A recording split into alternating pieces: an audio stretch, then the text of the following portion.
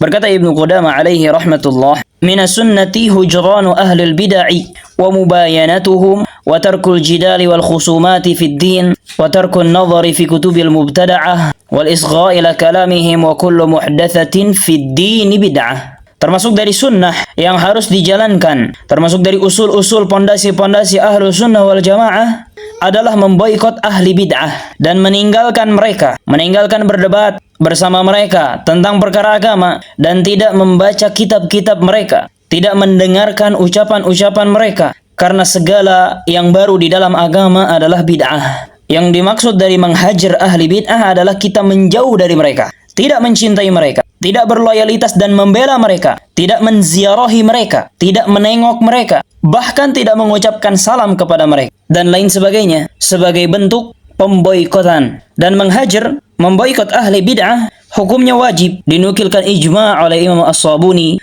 Ibnu Abdul Bar, dan selain keduanya, berdalilkan dengan firman Allah Azza wa Jalla di surat Al-Mujadalah ayat 22, "La tajidu qauma yu'minuna billahi wal yawmil akhir yuwadduna man haddallaha wa rasulah."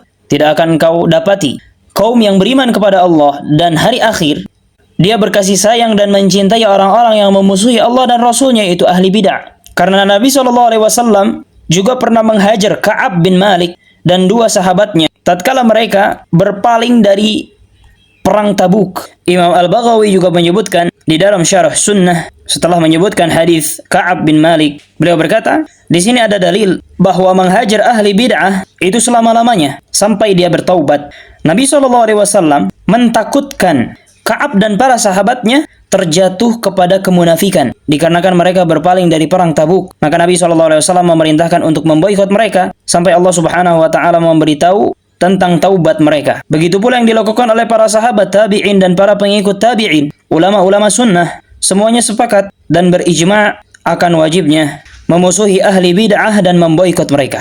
Dan Syekh Ibnu Utsaimin rahimahullah pernah berkata, apabila duduk-duduk bersama mereka ada maslahatnya, yaitu untuk menjelaskan kebenaran kepada mereka, memberi nasihat atau mentahdzir mereka dari bid'ah, maka tidak mengapa. Bahkan itu yang dituntut berdasarkan firman Allah Azza wa Jalla dalam surat An-Nahl ayat 125, "Ud'u ila sabili rabbika bil hikmati wal mau'izatil hasanah wajadilhum billati hiya ahsan." Berdakwahlah kepada jalan Rabbmu dengan hikmah dan nasihat yang baik.